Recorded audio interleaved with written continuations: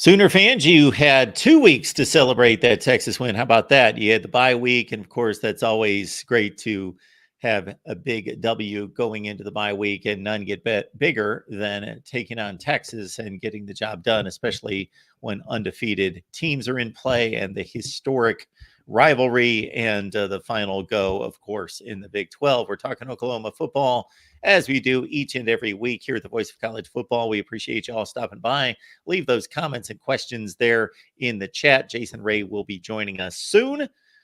And here we are for a 134th time. Of course, straight ahead for Oklahoma football is UCF. And we've got Jeff Sharon stopping by to break down the Knights for us. Of course, Jeff has joined us on a regular basis for years and years and years. You can catch his work at UCF Banneret on SB Nation. Jeff, how you doing? How are you, Mark? It's good to see you again. It's been a while. It's our first go-around in the Big 12, so glad to be on with you again. Absolutely. Appreciate you stopping by. And again, Jeff has joined us for years and years and years. So you want to check out Oklahoma fans, what they have in store there at UCF Banneret on SB Nation to get you all prepped for the game on both sides. Well, I think many of us believed going into the Big 12 season that this was the program probably long-term, but more specifically 2023, the program best equipped to compete immediately. We've seen pockets of that, but there has also been some obvious issues with UCF adapting. Yeah, it's the biggest issue that UCF faces right now, as we've seen, is injuries. When John Rice Plumlee went down with that injury in the Boise State game, a game that, UCF won, but should have won by a considerably larger margin than they did due to some really silly errors. That was a real blow because he's one of the most electrifying players, not just that we've had in a long time here at UCF, but that it really in the conference, and we really believe that.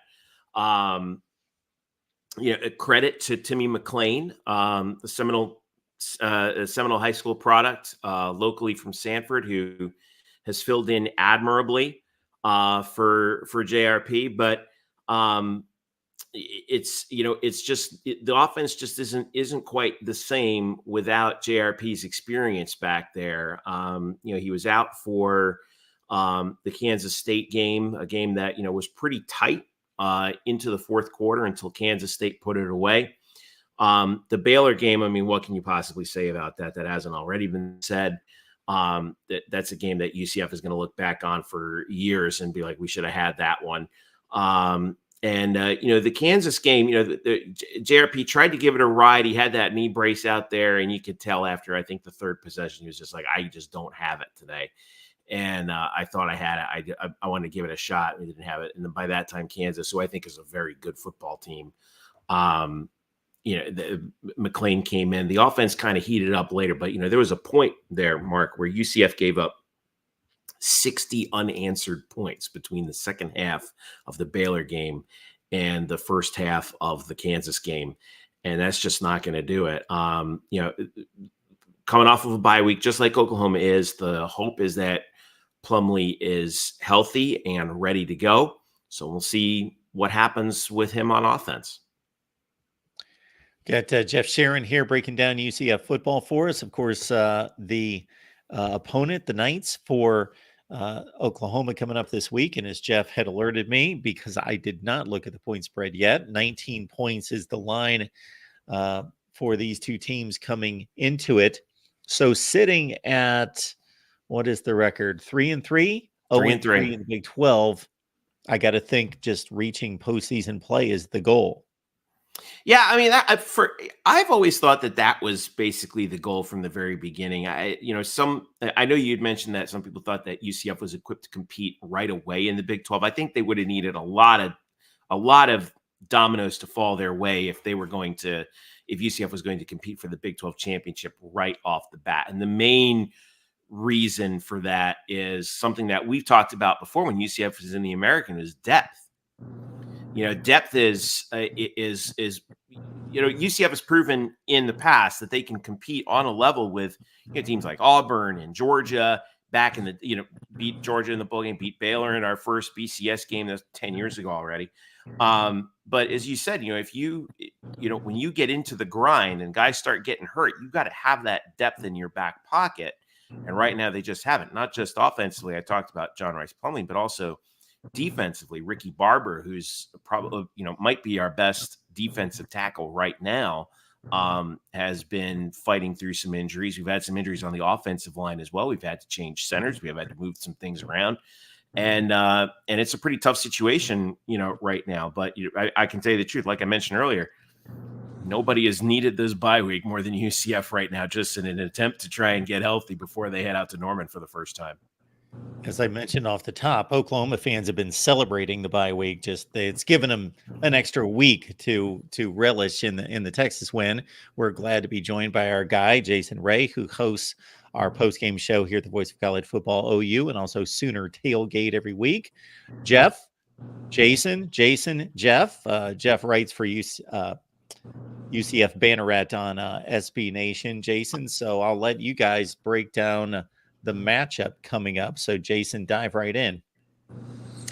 Yeah, I think it's an interesting matchup, really, specifically when you take out the point spread, and even at that, I think when you look at UCF, they've been very dynamic rushing the ball this year. I think third nationally overall, and where they're at. Oklahoma offensively has relied on the pass a little bit more, number 4 overall in passing yards in the country. So I think looking at both of those sides, whichever one is really able to kind of show their worth in terms of who's able to run the ball better or throw the ball better, certainly has a big advantage. Obviously, I think coming in Oklahoma, which is very rare for Oklahoma to be able to say this, but I think now this year Oklahoma comes in with a much better defense. I think UCF looks a lot like where Oklahoma I think was last year, struggling to stop the run. I know that you kind of mentioned here about the bye week, and I my apologies, I caught the middle of it, but I was very surprised that Kansas was able to do what they were able to do on the ground, specifically to the tune of almost 400 yards. So I think Oklahoma's not necessarily been in the position from a running game perspective to take advantage of that previously. Surprisingly, at least for me, Oklahoma was able to run for 200 yards against Texas. I know a lot of that was from the quarterback run game from Dylan Gabriel being able to run for over 100 yards in that game. So I think that's interesting, and I think for me, there's a few different I would call intangible things that are part of this matchup, right? When you look at Oklahoma now, after a week off the bye week, the victory against Texas, Oklahoma's in the top 10, was number 5 last week, number 6. I think for the first time in the last 2 years under Brent Venables, Oklahoma is more back to where they are accustomed to, and being the hunted versus being kind of the hunter. There's been a lot of people, as Mark had mentioned, there was a lot of celebration for, I think even you could make an argument a bit too long, for that Texas game. So how do they come back knowing, okay, this is not a team that's fighting for to be an upper level bowl team versus being 6 and 7 last year. This is a team I think right now in front of them, based on the schedule, has a real shot at winning a Big 12 championship and has a real shot of potentially getting to the college football playoff. So how do they handle that different, whether it be internally within the team in and of itself? How do the coaching staff handle that coming in? I know that there's the Dylan Gabriel dynamic with UCF and what that looks like. I don't know,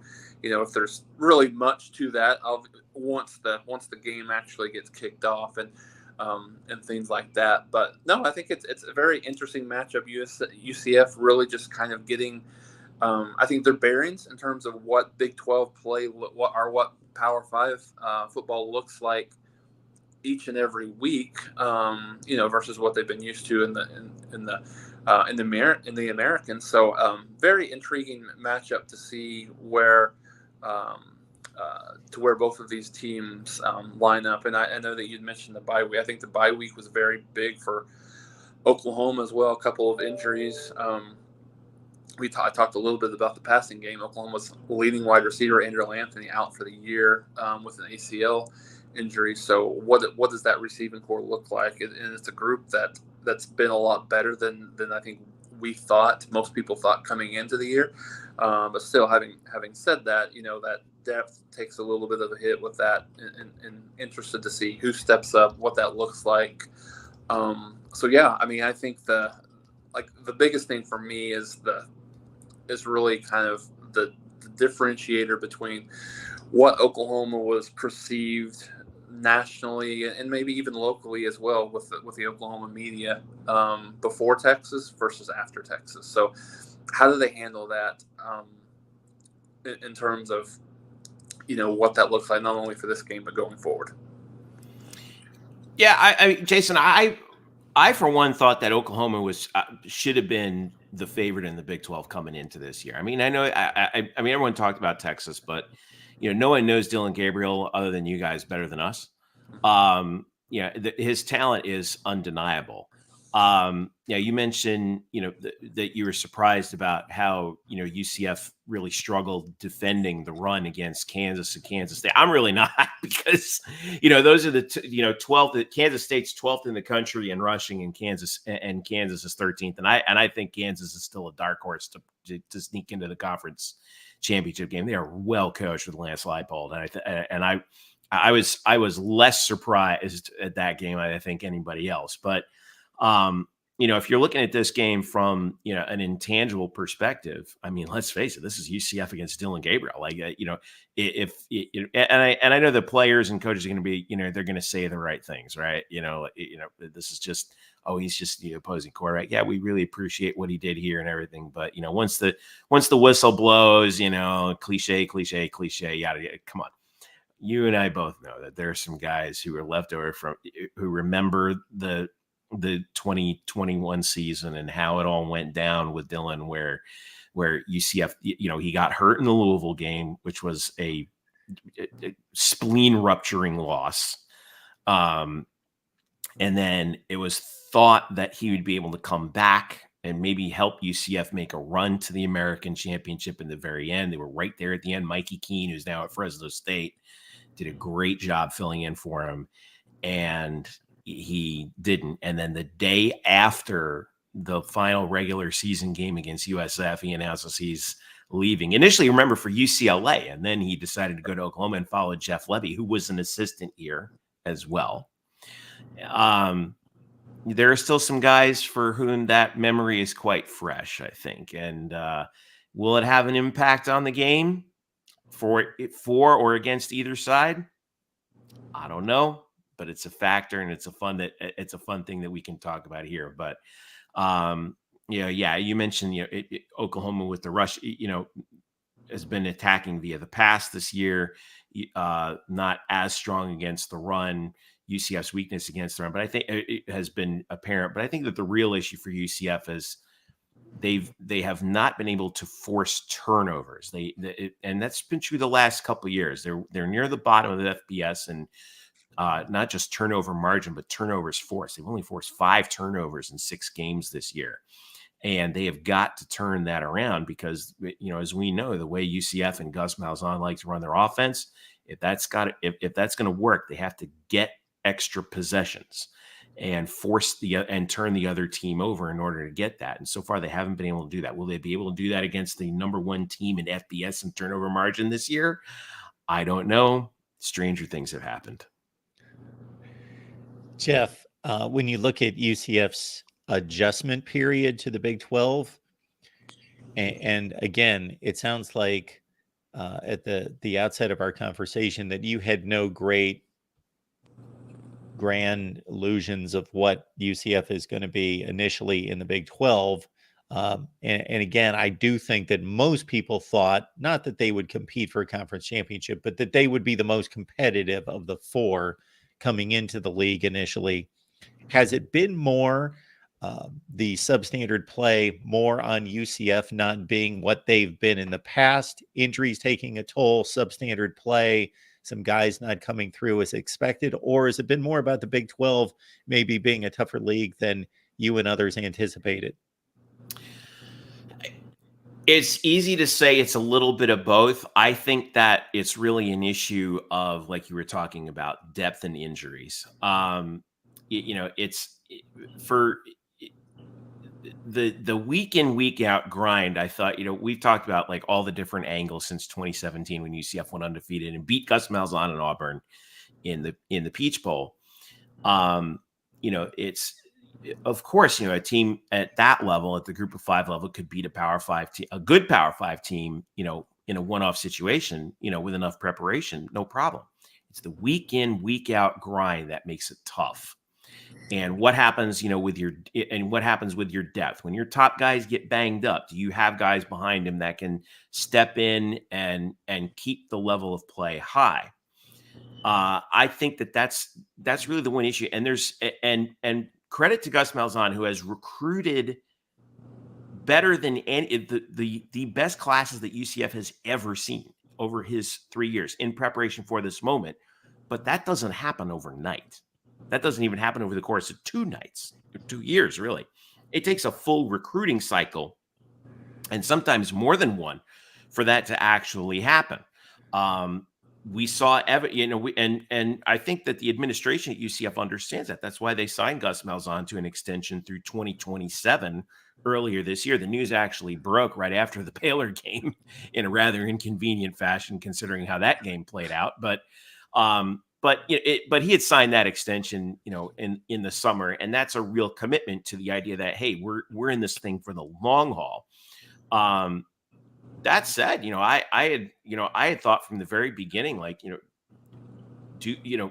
let's see how this all plays out. I thought that the goal was get to a bowl game, and are you going to surprise some people? Yeah. Are we going to have some tough times against some opponents? Yeah. So far, we've had a lot of tough times against opponents, but I think that the way that the schedule is working out, the bye week, right smack dab in the middle of the season, I think that with some of our upcoming home games, it should shake out well for UCF to get to that 6-win plateau, get to, become bowl eligible, and let's see what happens from there. I think that should be considered a first year in a Power 5 conference, a pretty successful first year, especially when you go back and take a look at, like, for example, what TCU did in their first year in the Big 12, what Utah did in their first year in the Pac-12.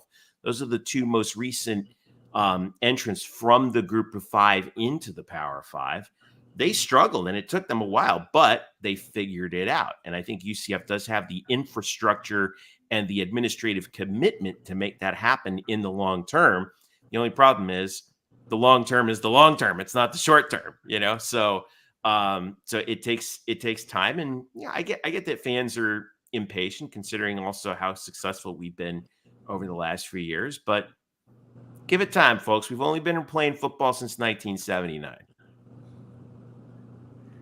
Do you tend to take a peek back at the American Conference and think, well, I wonder what we'd be doing this season in the American? Oh, no. I'm happy to be in the Big 12. Believe me. I'm not going to, listen, playing the likes of Baylor, Oklahoma, Kansas State. We got Oklahoma State coming into our house in a couple weeks, or in a few weeks. We've got, we're matching back up against Cincinnati. We got a trip out to Lubbock. That beats the living daylights out of playing North Texas and Rice in South Florida. Believe me, any day of the week and twice on Saturday. I heard that shot on South Florida at the end there. You included them. I have to get one in. Come on. I have to get one. Are they going to be part of the non-conference schedule going forward? It's very hard to say. There have been some inklings that, perhaps maybe one day we can renew this. We can renew the war on I-4, but the main issue behind that is their schedule is filled out for the next 4 or 5 years.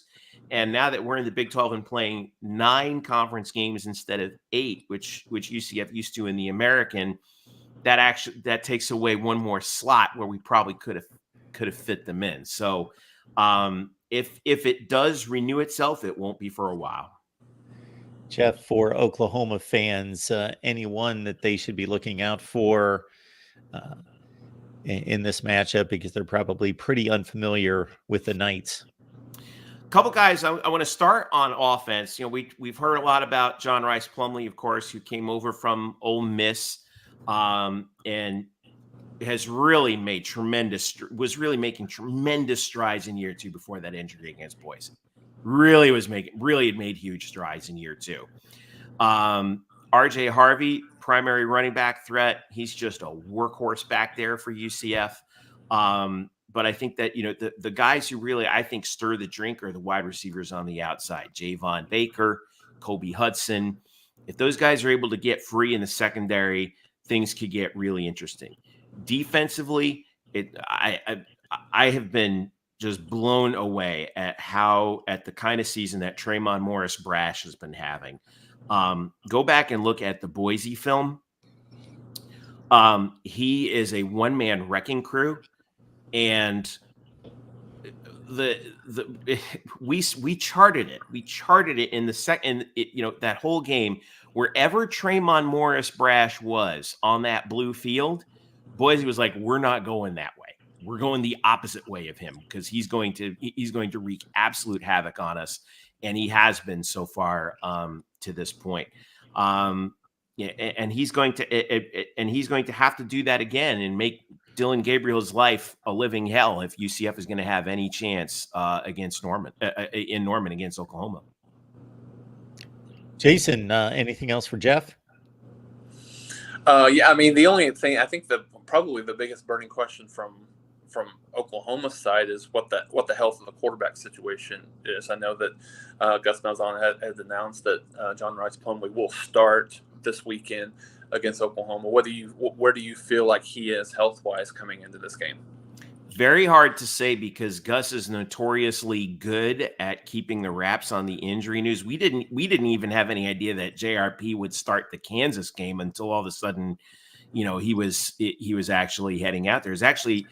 We didn't really even know about what was going on at we thought that he would be back this game, that they would keep him out through the bye week, and then he would be ready for Oklahoma. And then he comes out in full pads and uniform for the Baylor game. And we were like, what is this? Why is he dressed for this game? Yeah. And then he got the start in the Kansas game, but you could tell the first possession, he just didn't have it. And he missed, and I think on the third possession of the game, he missed a dump off throw to RJ Harvey, and he went right back to the sidelines and got on the phone, and you could tell he was telling Darren Hinshaw up in the box. He's like, "Look, I gave it my best here. I don't have it today. You got to get Timmy in there."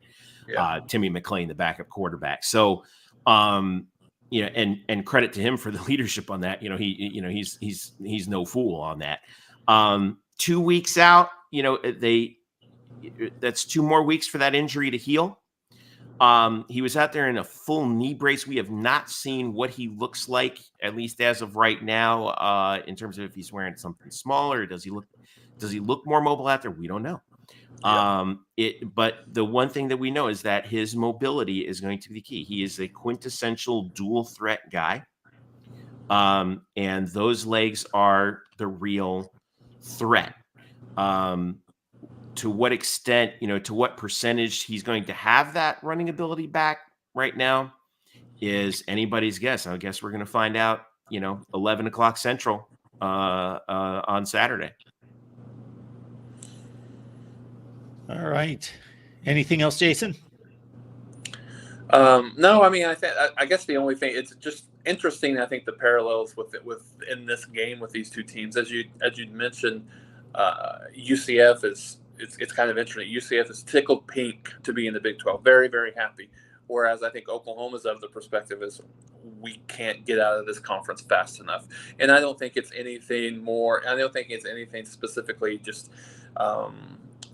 derogatory about the Big 12. I just think the excitement of Oklahoma being in the SEC, and I think Texas even the same way. So I think it's interesting just looking at some of these games that will be just a one-game conference season or series, I should say, is very intriguing, kind of going down the line. And you'd mentioned, Jeff, some of the struggles that UCF is having this year, which is obviously to be expected. I think Oklahoma and Texas, to a certain degree, are going to have the same struggles next year going into the SEC. There's a period there, but I think one of the biggest questions, just overall, not even talking about this game, that I think a lot of people around Oklahoma and just are very interested in, who's the third best team in this conference? Like, who is it? Is it? I mean, it's so bizarre that you can make a case for about 4 or 5 different teams, right? You'd mentioned Kansas, Kansas State. Heck, you could almost make a case for Iowa State at this point, the way that they've been playing over the last few weeks, how they started against Oklahoma. Oklahoma State, which was, to me, looked like one of the worst teams in the conference. Now, all of a sudden, you can make an argument for them. So I think kind of going down the stretch within the league, I think is going to be interesting. I mean, I think it would be a shocker to everyone if Oklahoma and Texas aren't playing in the Big 12 championship game. Having said that, what Texas is notorious for slipping up against teams that they should not have any business losing to. So, if that happens, I think it's interesting to see who's the team that would be more ripe to potentially slide into that Big 12 championship game should something like that happen. Yeah, I think it's a great point. And there's there's nothing that says that, UCF couldn't find a way to sneak in if they got hot at the right time. I really do think that UCF, at least as of right now, is undervalued.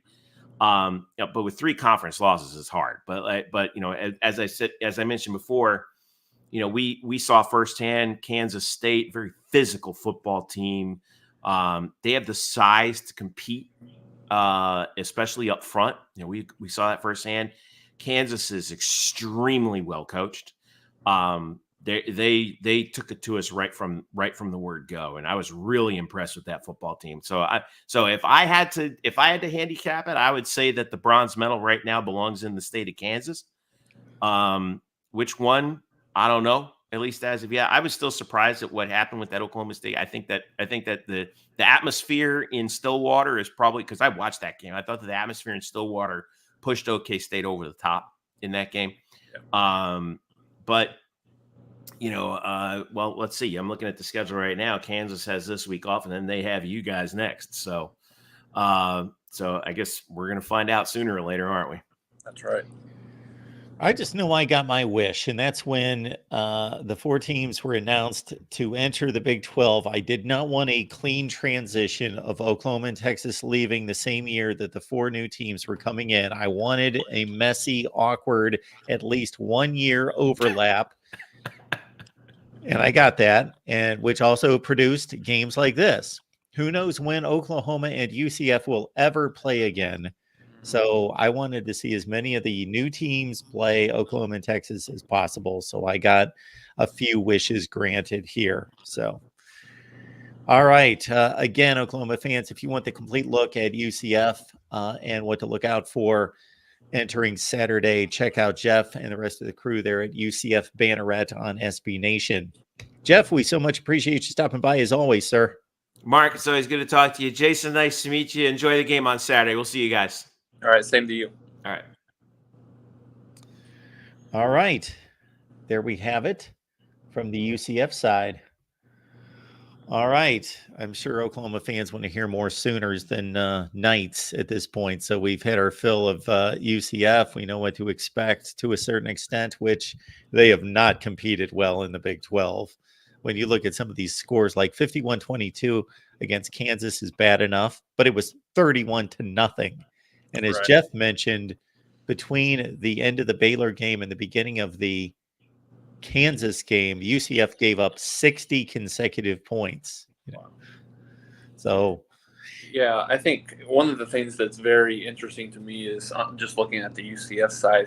They've had 2, really bad games consecutively. So, I mean, that's probably part of this point why the bye week came at such a good time with their epic collapse against Baylor, and then certainly giving up.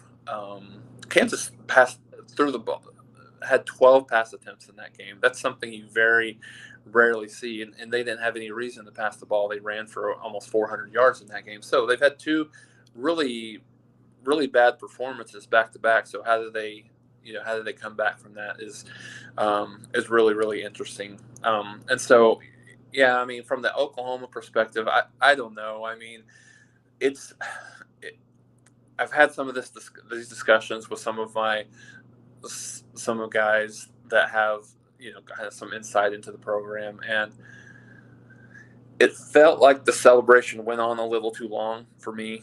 And I get it, like where Oklahoma was at last year. The fan base and the team and every coaching staff, all of them were ready for something, and this was the moment they had. The last moment. That specifically after the 49-0 loss last year. But there was 3 or 4 different, I think, things that the official Oklahoma account Twitter feed came out with. Still, like even on like Friday and Saturday of last week. So we'll see. I mean, we'll see. Maybe it's nothing. I just hope, I hope and this is one thing that I always tell don't let one big game be one game in the regular season be the highlight of the season, right? If you're Oklahoma, you don't want this win to be the highlight of the season. Understanding how big of a game it is, right? I mean, I think we all do, but how do they move forward from that? I think Barry Switzer years ago named this. There is such a thing as a Texas hangover for Oklahoma. There's been years and years and years where Oklahoma has really struggled the week after. I think the bye week helps in that fashion, to a little bit of it to a smaller degree. But yeah, I mean, how do they react from that and being pat on the back a lot? I think that's a big thing that I know probably between those walls they expected to win this game. They expected to be where they're at, and so I think it's. I mean, there was and Mark, I'm sure you've seen this as well. There was a slight pause or maybe a shift in celebration from the Texas win to the USC loss on Saturday night. And, the Oklahoma Twitter is just they're very. I mean, they got into it with Matt Leinart over the weekend, and it went on and on and on. So I think, and Brandon Walker, I don't know if you follow him from Barstool, but it's some nonsense that most of the stuff that he puts out there. But he had like a short little video that said Oklahoma fans' 2 favorite teams each weekend is Oklahoma and whoever USC plays, and I think it really is, Mark. I mean he's on the money with that. It's certainly taken over. I mean, I think in my mind, it's taken over Texas. It's taken over Oklahoma State. It's USC, and the people, like the sheer number of people, even that I follow on Twitter, that were like retweeting the Riley and Caleb Williams press conference afterwards. And I think it's funny. I think there was just so many. I mean, we're getting off into a different topic here, but I think there's just so many parallels because USC fans are like, are the consensus are. This is what Oklahoma fans have been telling us about for the last year and a half, 2 years, and I think Oklahoma fans are looking at some of the things that Riley is saying, and it's like if you could just record Lincoln Riley's press conferences towards the end of the year in 2021 and just play it.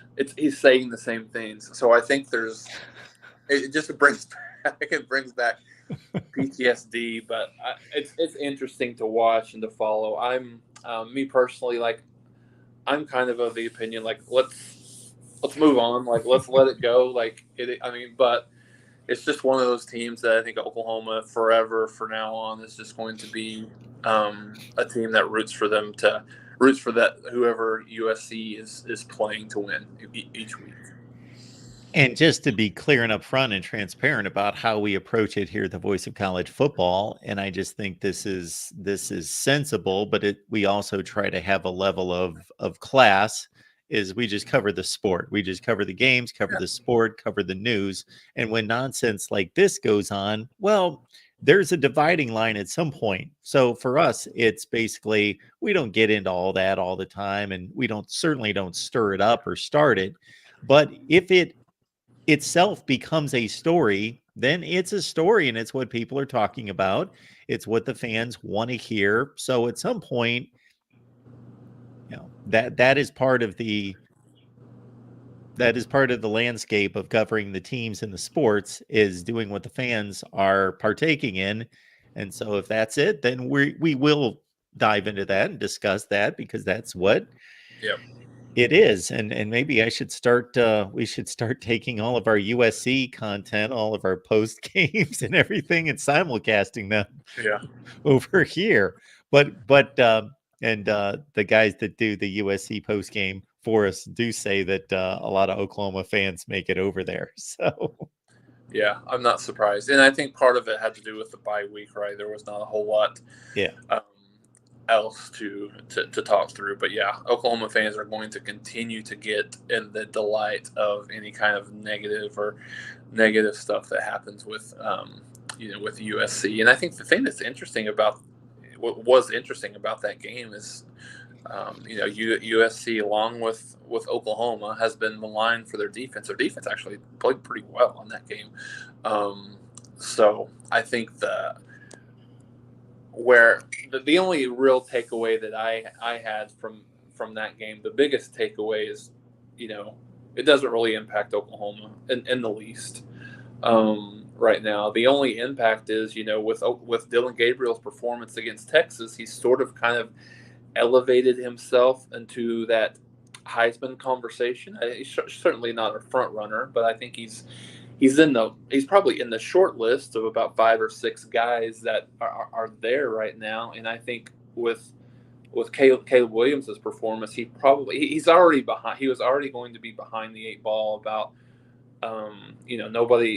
not a whole lot. There's certain people out there that don't want the same person to win back-to-back years, even if he's deserving.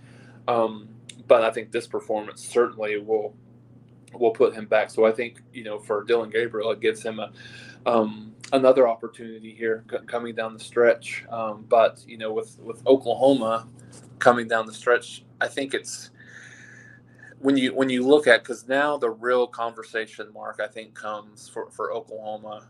Can they finish this thing off, right? Can they finish the season undefeated? They're going to be overwhelming favorites to win the rest of their games. I mean, they are. I mean, when you maybe even double-digit favorites the rest of the way. I mean, you've got 3 tricky road games against Kansas, BYU, and Oklahoma State, right? But the 3 of those teams are not even remotely on the same level that Texas is, right? Particularly on the defensive side of the ball. Kansas, all 3 of them have played pretty poorly on defense. And, we were here talking last week, and both of us kind of agreed that West Virginia probably was one of Oklahoma's toughest games. And, they did not play well defensively against Houston. I think that was a Thursday night game, right? Or Thursday or Friday. And so I think that's the thing, Mark. This team's going to be, like I said, overwhelming favorites. Can they finish the job over these last 6 games? And they're split 3-3. Oklahoma State's going to be, I think it's a little bit of a tougher game than we thought maybe 2 or 3 weeks ago. But this Big 12, man, it's like it's Jekyll and Hyde from week to week. Like, you have no idea. Like, Kansas State looked awful 2 weeks ago against Oklahoma State, and actually played pretty well Saturday night against Texas Tech. Kansas is kind of the same way. They played really well against UCF a few weeks ago. Played really good for the first half against Oklahoma State, and then really kind of struggled down the stretch offensively. So, and I think Oklahoma's in a situation unlike years past where when you start to think about the playoff conversation, their resume is not going to be as strong as the other conferences, right? So they are going to have to go undefeated, obviously with a win against Texas or whomever in the Big 12 championship game, because I think, Mark, you're going to get into a situation because Oklahoma's going probably probably not going to have another ranked opponent this year. They're only, I think, Kansas was ranked last week. I think the only opportunity was for them to win that game against Oklahoma State to be ranked. So be that as it may, Oklahoma's not going to play. They're going to have one ranked win all year if it comes down to it. So when you look at the relative strength of the Pac-12 and the SEC and the Big Ten, I think it will be an interesting conversation. I wouldn't see a situation where a 13-0 Oklahoma team gets left out of the playoff, especially if it's over 2 wins or over Texas.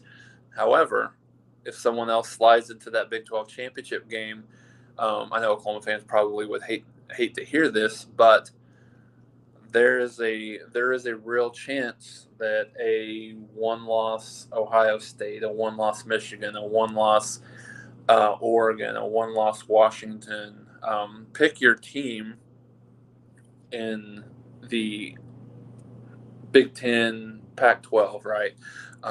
The SEC is a little bit different, right? I think you've got Georgia, as many believe, is obviously the top team in that conference, and you've got some others. Bama's not near as good as they've been in the past, but still, from a resume perspective, I think that's going to be very intriguing if it gets to that point where there's consideration. So I think definitely a 1-loss Oklahoma team, probably even a Big 12 championship 1-loss team probably doesn't make it, depending on what happens elsewhere. But I think we're headed for a very intriguing, really, really intriguing end of the year, because and certainly defer to you with this, but I think this is one of the first years there's not really an overwhelming favorite. Like, Georgia has shown some chinks in the armor, and the Brock Bowers injury is very, very significant for them.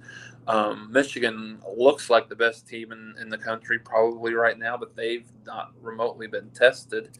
They're not really going to get tested until they play Penn State. Ohio State's been tested, right? But they do have to go to Ann Arbor to end the year. So I don't know. It's going to be very wide open all across for all 5 of these conferences.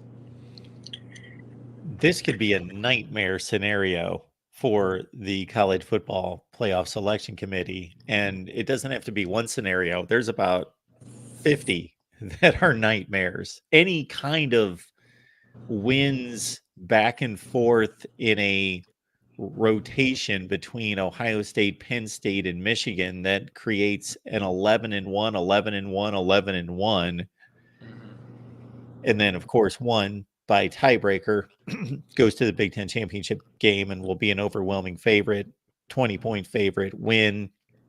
So then, you're talking about those 2 teams that get left out. If there's 2 of them that are 11-1, wow. And they've, especially Ohio State and Michigan, have been in the top 2 or 3 ranked all season.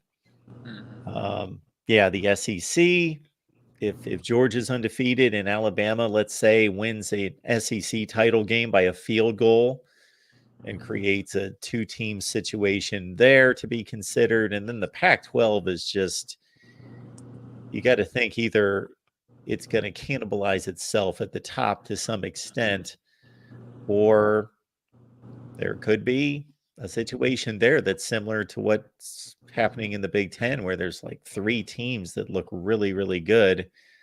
We'll have to see how these games play out. The Pac-12 is mighty interesting in that it certainly has the most games that you have to keep an eye on, because it's just got the most number of teams that are vying for. So every week there's like 3 games that are meaningful in that conference, where you can pretty much pinpoint the 2 or 3 key games in every conference other than the Pac-12 right now. Yeah, no, you're absolutely right, Mark. And we haven't even talked about Florida State that much. No. Can they run the table and win that ACC? So, yeah, it would be so. For me, first of all, let's just cancel the Big Ten championship game. Like, can we? Like, at this point, like, whoever it is, if it's Michigan, if it's Penn State, if it's Ohio we're gonna clip this off, Jason. We're gonna play it on our Iowa channel. No, I'm kidding. But I saw something the other day that said that put some analytics behind who right now had the highest percentage to make it. And I think it's Iowa, but whoever would be Ohio State, I think would be a 20-point pick if that was who they were. But yeah, I mean, the Big 12 used to go, and stuff like that is taking care of itself, right, with the elimination of divisions, and that'll get rid of. But we were thinking about this the other day. How incredible would it be if this was the year that we had the 12-team playoff? Like this was year one, because like it would make all these games are interesting, down the stretch, but some of these teams that have one loss and and they lose another one. I mean, we talked about USC, like their schedule is very, very difficult down the stretch. I think they have Cal, I think, is the only opponent that is not top 25 right now over the last 5 or 6 games. So they could take another loss or two and still find themselves there, and just overall Pac-12, just in terms of, to your point about cannibalizing themselves with some of those matchups. But and who wouldn't love to see? I mean, with some of these Group of 5 teams on how they would compete, but wouldn't it be awesome just to see Air Force in a college football playoff? I mean, that would be just. I mean, to me, it's always Air Force plays Navy this week. It's always awesome watching the service academies play each other and just how they're able to put together such competitive teams, and specifically Air Force this year. But wouldn't that? I mean, that would be just very interesting to me. So, yeah, I mean, I think this would be a perfect year for the 12-team playoff. It really would. In terms of the playoff itself, now the thing that I would question would be sitting here mid to late October. I guess we would just figure, okay, Oklahoma and Texas are going to be in the playoff. They're going to be in the playoff. Now, who's going to get the bye? Who's going to win the Big 12 to get that bye? Ohio State, Michigan, Penn State, they're all going to be in the playoff. We would be stating that right now with 6 weeks left in the season. Right. They're all in the playoff. Now, where they're going to get seeded, that when you frame it that way, it seems to take quite a bit out of the regular season. Yeah, it really does, Mark. And I think that, the consideration that is interesting when you look at the, going forward, when you look at the playoffs with these home teams, higher seeded teams hosting the first round, how big of an impact does weather play into some of these games, specifically when you take some of these teams in the Big Ten? What does that weather situation look like in the second week in December? But yeah, I mean, I think there's an argument that can be made that, and I think traditionally the argument is, you increase the number of teams, you water down the regular season to a certain degree, and I think that's a fair statement. There's certain points of the regular season that maybe aren't as big as they were before, but again, I think me and you have always been very consistent on this. There's a greater number of games that will have more meaning, going down the stretch than what there has been. Like take LSU, for example. They're completely out of the race at this point, right? Completely out of the race now. With this new schedule, with this new format next year, they could find their way back into and a large berth should that situation happen. So there's teams like that, games like that. Notre Dame is another perfect example as well. That could find their way back in there. So I'm excited for it.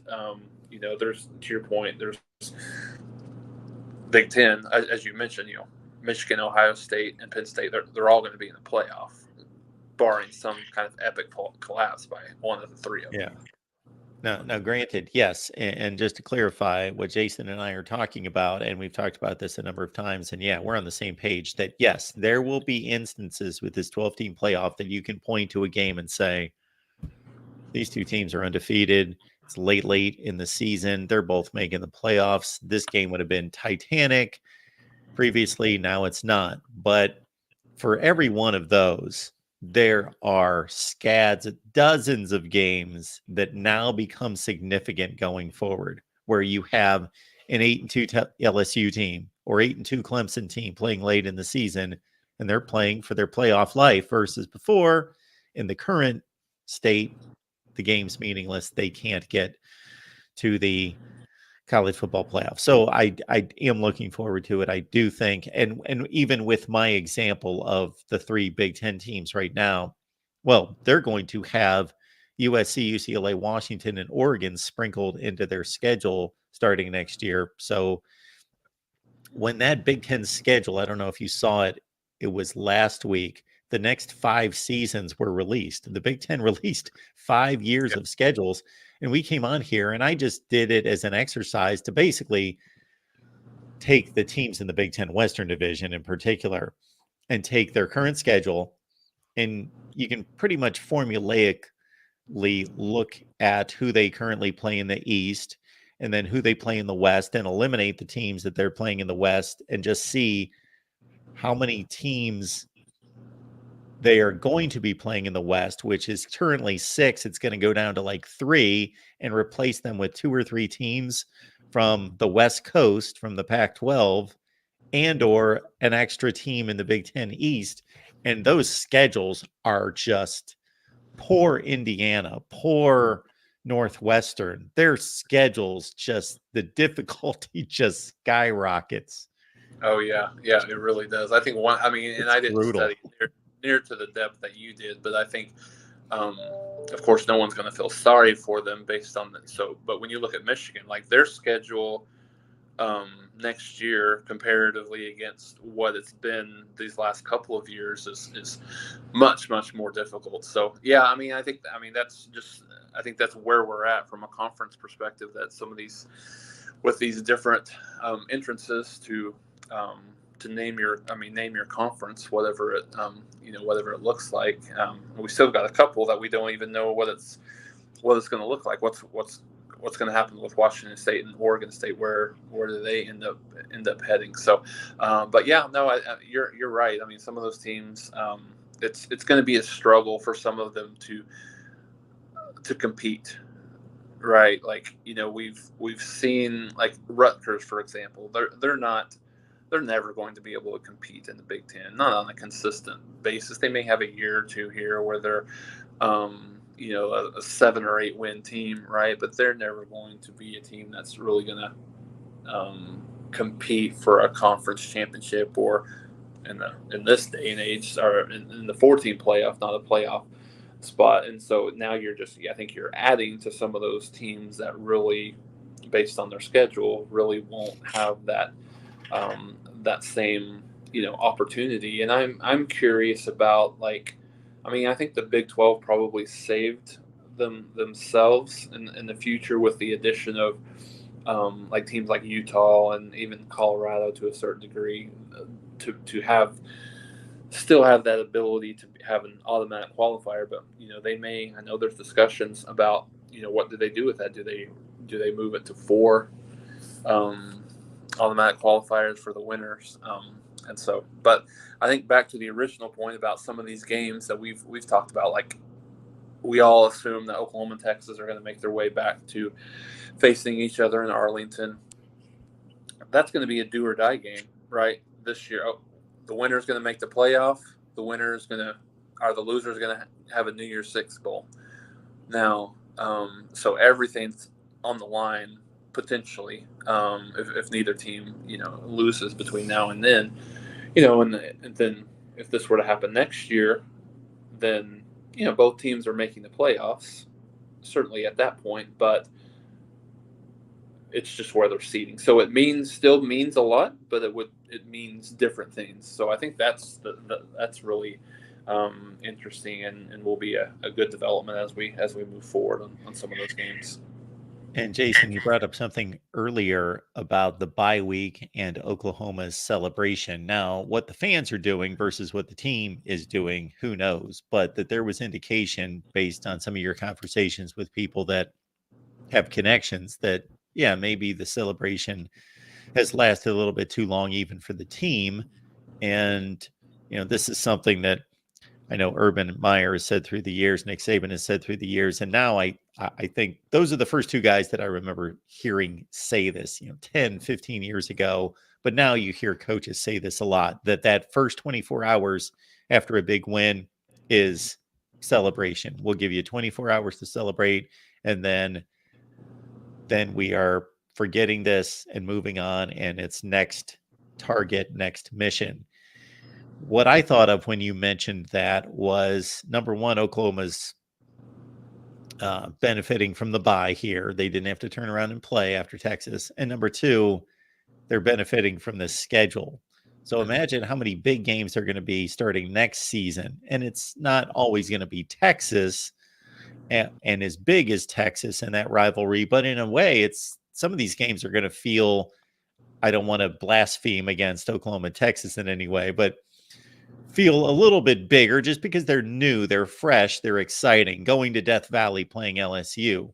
Well, you win that game and get all hyped and excited and let that hang over. Well, you might be going to Ole Miss the next week, or, there's not going to be much breathing room at all going forward. No, you're absolutely right. And, to be clear, I don't know that there's a lot of, it's hard to ascertain. I don't know that this is necessarily happening in terms of the celebration with the team. They seemed, Brent Venables and the team seem to be saying the right things in terms of that. And like I say, I don't mean to undervalue in any respect the win. It's the biggest. We talked about this after last week, right, where this is probably the biggest win that Oklahoma has had since Ohio State a few years ago. 2017. So it's been a while since a really big time win, and Oklahoma's seen the benefits on and off the field of this win.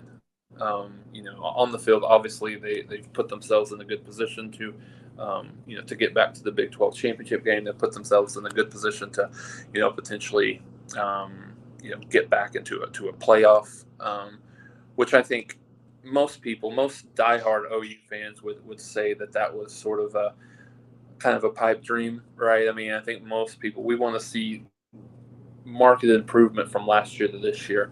But playoff was not necessarily out of the question, but not something that there was, a lot of thoughts. And there's a lot of benefits Oklahoma's seeing off the field. Oklahoma's doing, like, from a recruiting perspective.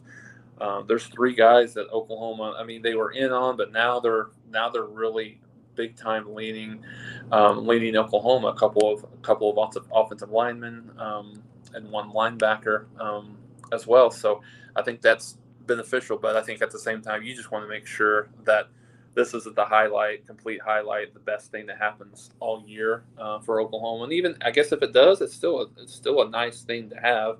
But I think now your goals are maybe sped up a year, right? I mean, I think getting to the playoffs, I think would be